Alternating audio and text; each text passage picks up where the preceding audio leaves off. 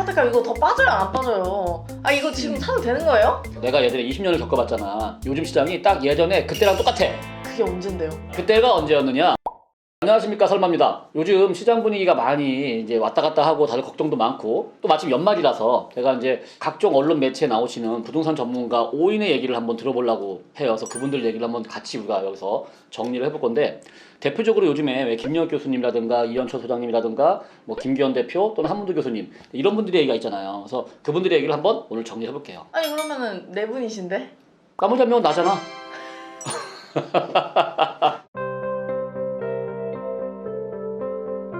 그럼 첫 번째 이제 전문가인 뭐 김영익 교수님 같은 경우는 올해 9월 대비해서 30%에서 40% 정도의 집값이 더 떨어질 거다 이렇게 말씀을 하셨거든요. 근데 그 근거가 이제 임대료 대비 집값이 좀 너무 비싸다는 거예요. 그럼 뭐 설마님 같은 경우는 이 임대료 대비 집값이 지금 이제 어떤 거 같고, 그리고 앞으로 이게 이제 우리 아파트 값에 뭐 영향을 줄 것 같은지. 자, 일단 전망은 똑같은데 나도 떨어질 거라 예상을 하잖아요. 근데 이제 임대료 대비 집값이 비싸다라는 거는 제가 보기에는 그냥 임대료가 비싸요. 임대차 3법 나오면서 전세값이 사실 이렇게 이원화됐잖아. 그게 오른 게 너무 과도하게 오른 개념이 있어요. 그러니까 갭 투자를 많이 했단 말이야. 전세값과 집값 차이가 얼마 안 나니까. 그래서 전세값에 거품도 많이 껴있고요. 대출도 많이 받았고요. 그래서 제가 보기엔 전세값이 과도하게 올라갔고 그 전세값이 분명히 조정받을 거예요. 지금 요즘 분위기가 왜 작년에 뭐 올해 8월 되면은 전세 대란이 날 거다 이런 말이 많았지만 전세 대란은커녕 지금 역전선이 나고 있잖아. 거의 전세값이 빠지고 있잖아요. 바로 전세값이 빠짐으로 해가지고 집값이 조정받을 거라고 저는 봐요. 그러면 설마님은 매매가 대비 전세가의 퍼센트 있잖아요. 그거 자체도 줄어들 거라고 생각하신다는 거죠? 일단 전세값 자체가 빠질 거고요. 충분히 빠질 거고, 그러면 이제 집값이 갭이 커지잖아요. 그럼 갭이 커지면 집값도 같이 조정을 받는 거지. 그러면 설마님 생각은 전세값이 먼저 빠지고 그 다음에 전세값이 떨어졌기 때문에 매매가도 어쩔 수 없이 좀 더 하락하는 경향이 있다. 만약에 이 전세값을 놓고 본다면, 그러니까 제가 이제 집값이 빠질 거라고 보는 근거는 다른 근거에 있는데 전세값으로 본다면 전세값이 빠지면서 집값도 같이 빠지는 현상이 있는 거예요. 모든 건 이제 복합적인데 그 중에 한 요소가 그거다 이런 얘기죠. 그러면은 결론을 말씀드리자면은 선생님은 이제 전세값이 빠질 거라고 생각한다. 첫 번째. 두 번째, 전세값이 빠졌기 때문에 매매값은 빠질 거다. 동반 하락. 근데 세 번째, 그렇다고 해서 매매값을 빠지는 요인 자체가 전세값인 건 아니다. 그렇지. 두 번째로 이제 이현철 소장님이라고 아파트 사이클 연구소 소장님께서 말씀하시는 거는, 저도 그 영상 자주 봐요. 고점 대비 30에서 40% 정도 또 빠질 거다. 대부분의 전문가분들이 다 30에서 40% 정도는 빠질 거다 이렇게 말씀을 하시는데, 그렇죠. 오히려 이현철 소장님 같은 경우는 전세가 이런 얘기보다는 원래 부동산이 거의 대부분 뭐 10년 주기, 뭐 짧으면 5년 주기로 보기도 하는데 5년에서 10년 주기로 이제 아파트 값이 올랐다가 내려갔다 올라갔다 내려갔다 이걸 반복을 하잖아요. 그러다 보니까 이 사이클적으로 이제는 빠질 시기다. 이렇게 이제 말씀을 하시면서 대표적인 요인이 이제 첫 번째가 대중 심리, 심리적인 요인이 좀 더 크고, 두 번째가 아까 김영익 교수님이 말씀하신 것처럼 뭐 전세 부분도 있고, 그다음에 더 큰 걸 보는 게 사실 정책 부분을 많이 언급을 하시더라고요. 그럼 이 부분 중에서는 설마님이 느끼기에 이제 어떤 부분이 가장 많이 아파트 값에 영향을 주실 것 같아요? 제가 이분 영상을 보면서 이제 이렇게 공감했던 것 중에 하나가 사이클 얘기 하나 하고요. 대중 심리. 모든 사람들이 오른다 생각하면 진짜로 올라요. 근데 사람들이 이제 분위기가 바뀌었죠. 이제 빠질 거야. 어디를 물어봐도 다 빠질 거라고 그래. 요즘 뭐 주택거래 중매 지수가 막 70으로 떨어져잖아요. 그러니까 빠진다고 생각하면 실제로 빠집니다. 심리학 전문 용어로 자기 실현적 예언이라고 불러. 모든 사람들이 그렇게 생각하면 그렇게 가. 그게 지난 5년, 길게 잡으면 5년, 짧게 잡으면 지난 3년간 모든 사람들이 오를 거라 생각하니까 영끌했잖아요. 오르니까 오른다는 얘기가 맞았고, 맞으니까 또 사고, 사니까 또 오르고. 그게 이제 결국은 파국이 온 거죠. 그리고 지금은 이제 빠지고 있잖아요. 지금은 모든 사람들이 빠진다고 생각을 해. 그러니까 빠지는 게 눈에 보이고, 맞으니까 더 빠지고, 빠지니까 더 겁나고. 그래서 이 대중심리가 아주 중요하고요. 거기에 사이클, 부동산 사이클이 규칙은 아니야, 법칙은 아닌데요. 부동산이라는 건 사실 좀 천천히 움직여요. 그러니까 느낌이, 주식은 일종의 이제 그 비행기 모는 느낌이에요. 급회전도 하고 막 오르락내리락 막 해요. 근데 부동산은요, 잠수함을 모는 느낌이에요. 움직임도 천천히 움직이고요, 회전도 천천히 움직이고요. 부동산은요, 그러니까 효과가 느리게 나타나요. 그러니까 정책을 넣어도 그게 몇 년 후에 나타나고, 예를 들면 분양도 마찬가지잖아요. 지금 분양해서 입주 자체가 3, 4년 후잖아. 그래서 사이클이라는 게 우리가 보니까 한 10년쯤에 걸쳐서 오르락내리락 하는 것처럼 보이는 거예요. 근데 그게 마침 이번 사이클이 이제 하락 국면으로 접어든 거고, 저는 이분 말씀에 많은 부분이 이제 공감하는 게 그런 부분이에요. 대중심리가 정말 중요한 거고, 거기에 사이클까지 엮었고, 그 바람에 이게 하락 국면에 접어든 거고, 이게 진짜 제가 보기에도 작년 고점 대비 한 30-40%는 빠질 거라고 보고 있습니다. 실제로 그렇게 가고 있죠. 앞에 말씀드렸던 김영희 교수님이라던가 아니면 방금 말씀드린 이현철 소장님 같은 경우도 두 분 다 이제 공통적인 의견이 뭐냐면, 금리가 그렇게 큰 영향을 주지 않았다는 거예요. 맞아요. 지금 금리가 이제 많이 올랐기 때문에 사람들이 그 대출이 무서워가지고 이제 아파트를 못 산다 이런 것도 있거든요. 그렇죠. 선생님 생각은 어떠세요?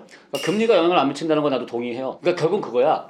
내가 금리 이상 돈 벌 자신이 있냐. 그러니까 시장이 오를 때는요 금리가 비싸도 해요.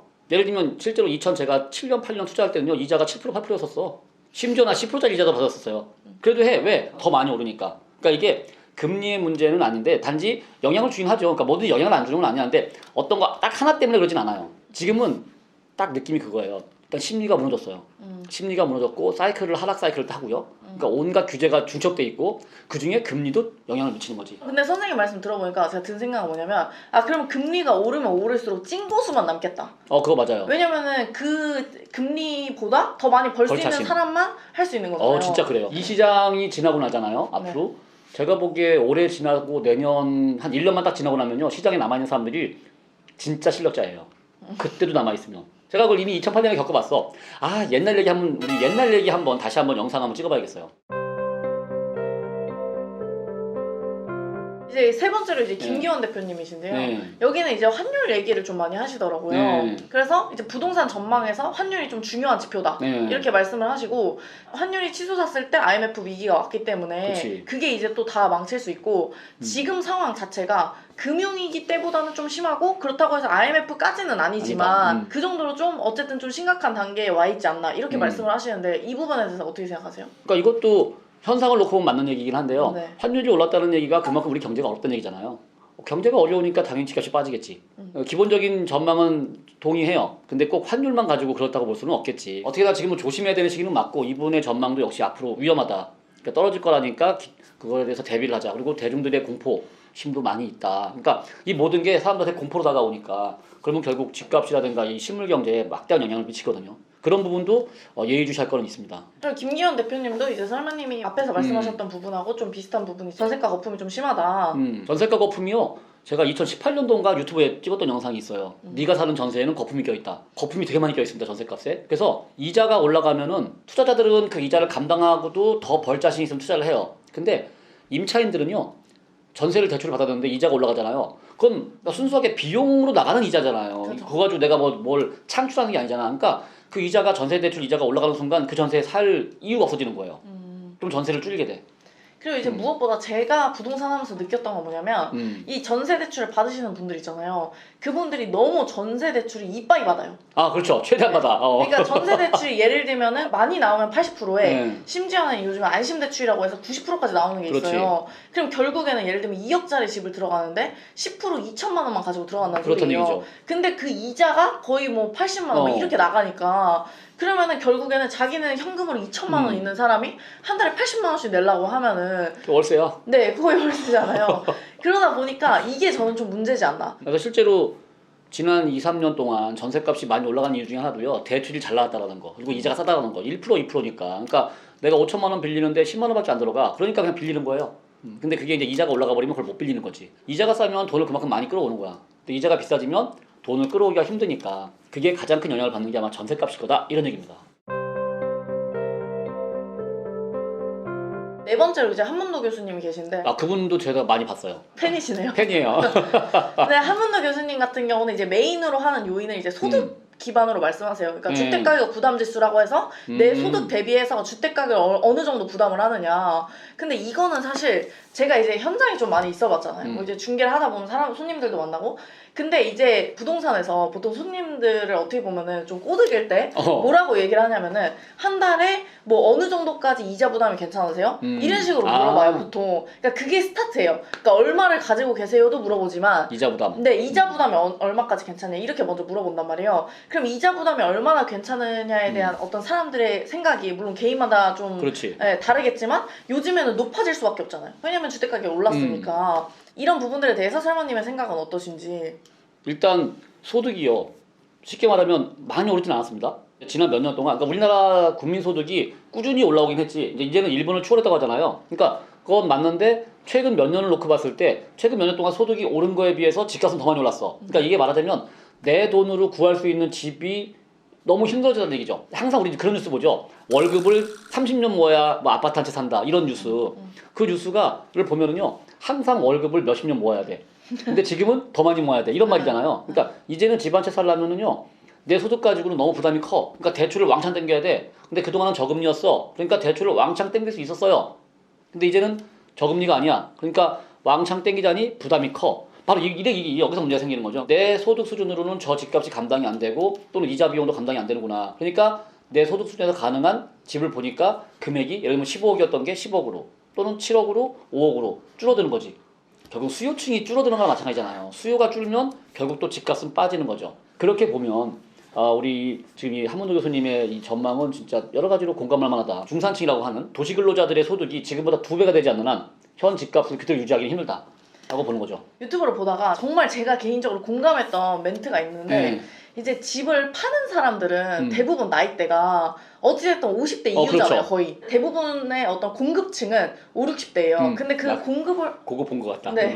공급을 5, 60을 하는데 그러면은 수요는 당연히 2030이 하는 거잖아요. 2030, 40까지 50대, 60대가 2030에게 잘 보여야 되는 이유 뭐 이런 식으로 해가지고 나왔던 영상을 제가 봤거든요. 근데 그걸 보니까 진짜 맞는 말이거든요. 근데 문제는 제 나이 또래는 돈이 없어요. 돈이 없죠. 네, 못 사요. 사고 싶어도. 못 사. 그러다 보니까 이게 나중에는 집값이 또 그런 걸로 인해서 영향을 받아서 또 빠질 수도 있을 것 같다. 뭐 이렇게 얘기도 하시더라고요. 그게 이제 그런 관점도 있어요. 이제 5060들이 돈을 그동안 벌었어. 자산을 확보했어. 그 자산을 이제 차익 실현을 하면서 2030 내지는 40한테 떠넘긴다. 이런 시각들도 있더라고요. 떠넘기고 있는 거야 지금 이 가격에. 그러니까 이 가격에 사면 안 된다는 얘기죠. 더 떨어져야 돼요. 가격은 떨어질 거다. 그래서 앞으로 점점 더 집 팔기가 어려워질 거다. 진짜 엄청 장기적인 관점을 봤을 때는 이제 2030이 어쨌든 간에 엄청 없잖아요. 그렇죠. 인구 자체가. 그러다 보니까는 이제 나중에 집 팔기 어려워진다. 뭐 이렇게도 얘기하시더라고요. 그러니까 인구 구조가 앞으로 어떤 영향을 줄 거냐 다들 예상을 하고 있잖아요. 인구가 줄 거고요. 특히나 우리나라 인구가 이렇게 종형으로 이렇게 밑에가 줄어들고 있잖아. 쉽게 말하면 팔집은 10채인데 살 사람은 5명이라는 생각이에요. 실제로 그런 일이 발생할 겁니다. 앞으로. 그러니까 그거에 대한 대비도 사실은 필요해요. 아직은 그게 좀 눈에 표면 안 되겠지만 조만간 그것도 표면화 되겠다. 라는 어떤 두려움도 있지. 근데 사실 뭐 그거는 엄청 단기적인 관점은 아니고 제가 장기 봤을 때 관점. 저희 나이 또래가 거의 한 이제 40대 50대 되면 그때는 진짜 심각해지지 않을까. 그렇죠. 네. 그럼 지금까지 얘기를 좀 정리를 해보면은 이제 김영익 교수님이 말씀하셨던 전세라는 요인이 첫 번째 있었고요. 전세 요인. 네, 그다음 두 번째 이현철 소장님이 말씀하셨던 금리 요인. 금리와 사이클. 네, 금리와 사이클. 그다음 대중심리까지. 대중심리. 그런 요인이 있었고 김기원 대표님이 말씀하셨던 환율이라는 요인이 있었고 그다음에 한문도 교수님이 말씀하셨던 소득이라는 요인이 있었고 마지막에 잠깐 얘기했던 인구라는 요인이 있었는데요. 이런 모든 요인들을 말하지만 사실 결론은 빠진다는 빠진다. 거죠. 네, 결론은 빠진다. 그럼 이제 이게 어느 정도 빠질 것이냐 이런 걸로 했을 때도 거의 평균적으로 한 30-40%는 빠질 거다라고 보시는 것 같아요. 그렇죠. 그럼 설마님 생각하시기에는 일단 빠질 거라는 거에 동의하시잖아요. 그렇지. 그러면은 이 요인들 중에서 뭐 어떤 것들이 좀 대표적으로 내가 생각했을 때 가장 뭐 대표적인 요인인 것 같다. 이걸 한번 좀 정리를 해주세요. 제가 보는 관점이 예전에도 한번 올 겨울인가 한번 영상을 찍었었죠. 시장의 사이클이라는 게 저도 있다고 봐요. 있는데 지금 이제 하락 사이클에 접어든 거죠. 이 각각의 요인들을 보고 있으면 제가 이제 얘기를 듣다 보니까 어떤 느낌이 났냐면요. 그 장님이 코끼리 만지는 느낌. 코끼리라는 현상은 똑같아요.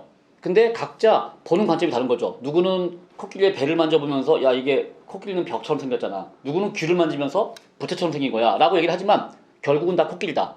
그래서 지금 다들 보는 관점은 빠질 거라고 본다는 얘기고요. 그거에는 저도 당연히 공감하고요. 제가 생각하는 이제 빠지는 이유 중에 하나는 뭐냐면요. 기본적으로 이제 사이클에 기반하는 얘기인데 15년부터 최근 것만 얘기하자면요. 15년부터 18년까지는 상승기였었습니다. 그리고 상승기를 한번 마감하면서 조정기를 받았어야 돼. 그래서 실제로 18년 말이나 19년쯤 가면은요. 조정받는 기사들이 많이 떠요.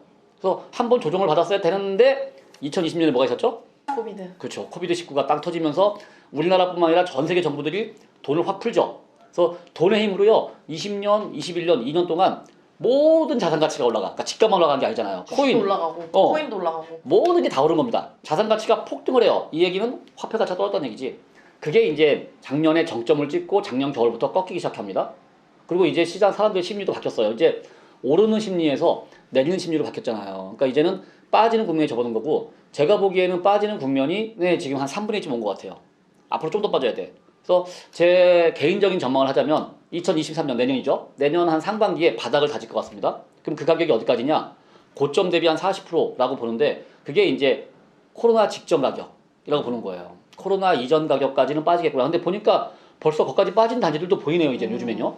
이제 그때부터는 투자자들이 좀 돌아다니지 않겠느냐. 근데 시장이라는 게 사이클이랬잖아요. 부동산은 아까 잠수함처럼 천천히 움직이잖아요. 그러니까 한번 빠진 사이클이 다시 상승하려면요 몇 년 걸려요. 최소 3, 4년은 갈 거라고 봐. 그러면 그 시기 동안 사람들이 투자할 게 별로 없습니다. 그러니까 물론 우리같이 경매한 사람들이야 꾸준히 돌리면 되는데 일반 투자자들은요 사놓고 오르기를 기다리는 시장이 너무 힘들어. 그 몇 년 동안 안 올라. 그러다 보니까 아파트 빌라 같이 어떤 뭐 재개발 재건축 또는 시세 상승 시세 차익형 투자는 잘 안 해요. 그럼 시세 차익형 물건은 투자하기 힘들면 남는 게 뭐냐? 임대수익형 물건. 실제로 제가 겪었던 건데요. 한 그 정도 시장이 폭락하고요. 한 1, 2년 지나면요. 투자자들이 임대수익형 물건을 찾으러 옵니다. 임대수익형 물건 하면 보통 뭐가 떠올라요? 다가구나 건물이나 조그마한 원룸형 건물도 있고. 그렇죠. 원룸, 다가구, 오피스텔 이런 거야. 그래서 제가 사실은 작년부터 다가구나 소형 아파트나 오피스텔을 유심히 보고 있는 거예요. 물론 비싸게 살 필요는 없고요. 싸면 사놓고 가지고 있자. 그러면 앞으로 2, 3년 정도 지나잖아요. 그런 물건들을 찾으러 온 사람들이 있을 거다. 사람들이 사러 올 때 팔아줄 물건이 있어야 돼. 그러니까 흔히 왜 투자할 때 우리가요. 남들이 살 때 나도 사겠다고 같이 덤비면 비싸게밖에 못 사. 남들이 살 때 내가 팔줄 물건이 있어야 되는 거죠. 또는 남들이 막 팔 때 떠리 할 때 나도 같이 팔려면 나도 같이 떠리야. 그러니까 남들이 팔고 떠리 할 때 그걸 또 사주는 거고. 이제 이런 건데 그러니까 시장의 흐름을 조금만 유심히 봐도요. 그런 걸 어느 정도 이렇게 지켜볼 수 있더라. 그래서 그거에 맞게 내가 투자를 할 수 있어요. 선생님이 지금 당장 초보자들한테 그래서 지금 저 뭐 해야 되는데요? 아. 라고 하신다고 하면 일단 당장은 이제 뭐 어떤 갭 투자나 이런 것보다는 월세 기반으로 이제 생각해가지고 월세 수익형 물건을 근데 이게 초보자가 하기엔 또 이게 애매한 물건이에요. 그래서 초보자들이 지금 그냥 월세 묻어놓고 있어요 하기는 좀 힘들고요. 그러니까 갭 투자도 좀 어려운 거니까. 그럼 하나밖에 안 남았네요. 그렇죠. 그러다 보면 초보자들이 할 수 있는 건 경매로 경험을 쌓는 거예요. 그러니까 경매는 단타가 되잖아요. 처음에는요 단타를 돌리면서 치고 빠지고 하면서 단돈 1,000, 2,000, 5,000씩 먹는 버릇을 들여야 돼. 그러다 보면 시장이 침체기가 몇 년 후에는 상승기로 올라갈 거예요. 그때 가서 이제 내가 갭 투자를 하든 시세 추격 투자를 하든 그게 경험이 쌓이고서 한 사이클 돌고 다음에 또 한 10년 후에 사이클이 떨어질 때 그때 임대수익형 들어가도 되는 거지. 그래서 지금은 초보자들은 경매를 배워서 우선 경매 물건이 많이 나올 거니까 경매로 경험을 쌓아보자. 그러니까 공부를 하자. 근데 제가 사실 6년 정도 이제 했잖아요. 부동산 그렇죠. 투자라는 걸. 근데 6년 정도 해보니까 느낀 건데 뭐냐면은 그 선생님 지금 방금 말씀하실 때 한 사이클이 돌아가야 그냥 결국 돈을 버는 거잖아요. 그렇지. 그러니까 한 사이클이 돌아야 내 자산의 어떤 그 변화가 생겨. 변화가 생겨. 그죠? 그러니까는 가장 제가 봤을 때 이 공부를 해야 되는 나이 때는 오히려 2030 해야 돼요. 맞아요. 네. 지금 공부해. 그럼 10년 후가 되거든. 그렇죠. 왜냐면 제가 2030 모임을 해서 그런 말을 하는 건 아니지만 2030 모임을 해요. 네. 2030이 지금 해놔야 그래야 10년 뒤에 애가 있고 그렇지. 그랬을 때 여유롭게 키울 수 있는 거거든요. 맞아요. 그렇잖아요. 지금 제 나이에 이제 20대 후반, 30대 이런 사람들이 이제 막 직장 잡고 뭐 몇 년 차 됐을 때 사실 이제 답답하단 말이에요. 답이 없기 때문에. 그렇지. 그런 사람들이 딱 10년 뒤에 뭔가 도약을 하려면은 어떻게 보면 그 사이클이 한번 돌아가야 되는 건데 지금 딱 사이클이 끝난 지점이잖아요. 그쵸. 한 사이클이 끝난 딱 지점. 들어가기 딱 좋은 시점이야. 그렇죠. 그러니까 지금 뭐 와서 공부하라는 건 아니고 그렇죠. 꼭 여기 오라는 얘기는 아니고 아무 데나 가서 공부하시면 되고요. 아니 실제로 내가 개인적으로 그랬던 거야. 처음 시작한 게 2004년도였고요. 그때가 30대 이제 초반에서 중반 넘어갈 때였고요. 시장이 막 2002년 월드컵 이후에 시장이 떨어져가지고요. 침체기일 때야. 그때 시작해서 10년이 지났더니 정말 자산 구조도 변해 있었고요. 딱 그때 되니까 우리 애들이 좀 커가지고 학원도 가야 되고 뭐 또 막 배워야 돼. 그때 그런 걸 뒷받침할 수 있는 여건도 되더라고요. 딱 지금 우리 라님 말씀대로요. 지금 하기 딱 좋은 시기가 2030들 좋네요. 근데 뭐 4050도 해야죠. 그건 당연히 해야지. 4050은 지금 하잖아요? 그럼 딱 10년 뒤면은 어떻게 보면 은퇴 시기도 있고 그렇지. 그리고 뭐 이제 사실 저희 부모님도 그렇지만은 맨날 하시는 말이 자식한테 손 안 벌리는 게 그렇지. 최고의 말년이다. 그렇지, 이렇게 얘기하시거든요. 그러니까 결국에 자식한테 손을 또 안 벌리려면 자신의 어떤 노후를 진짜 준비를 안 했기 때문에 아니면 말씀하신 4050 분들이야말로 정말로 임대 수익형 세팅해놔야지. 그래서 연금 받아야죠. 노후에 연금 받으면서 편안하게 지내기가 가능하다. 그러면은 결국 오늘 이제 내년 전망에 대해서 이야기를 했는데 결론은 일단 떨어질 거다. 그렇지만 확실해. 뭐 요인은 모르고 그리고 어느 정도까지 떨어질지도 사실 정확하게는 알 수가 없다는 거. 사실은 맞아요. 이게 경기 전망이나 예상이라는 거 사실 아무도 몰라요. 지금 우리가 제가 관점이 이제 떨어질 거고 앞으로 경매를 합시다라는 관점으로 얘기해서 그런 거지 아직도 아니다 이건 일시적인 현상이다 상승한다라고 주장하는 분들도 많아요. 또는 옥석을 가리고 있다 떨어질 동네가 있는 반면에 오른 동네도 있다라는 분들도 많고요. 그 말이 틀렸을지 맞았을지는요 사실은요 지나봐야 아는 거야. 그걸 누가 지금 판단해? 우리가 신인 아닌 이상? 오늘 얘기는 사실 뭐 아무도 모른다가 결론이 아닐까. 아 그럼 선생님 그냥 하나 찍으세요. 어차피 하나 찍어놓으면은 맞을 수도 있고 안 맞을 수도 있는 그렇지. 거잖아요. 그렇죠? 네. 저는 당연히 하락에 배팅하고 있는 거고요. 네. 내년 상반기에 바닥을 찍을 것이고요. 그러면 작년 고점 대비 한 40% 정도 가격이 빠져 있을 거다. 그러니까 10억 기준으로 6억으로 떨어질 거다. 그게 바로 코로나 이전 가격일 거다라고 저는 예상을 합니다. 그럼 오늘 얘기 드릴 필요 없던 거네요. 사실은 그래요. 드릴 필요 없었어. 야 공부해. 자 이렇게 오늘 여기도 마무리하겠습니다. 다음 또 안녕. 영상 가지고 올게요. 자 안녕. 자 오늘 고생하셨습니다. 네. 네.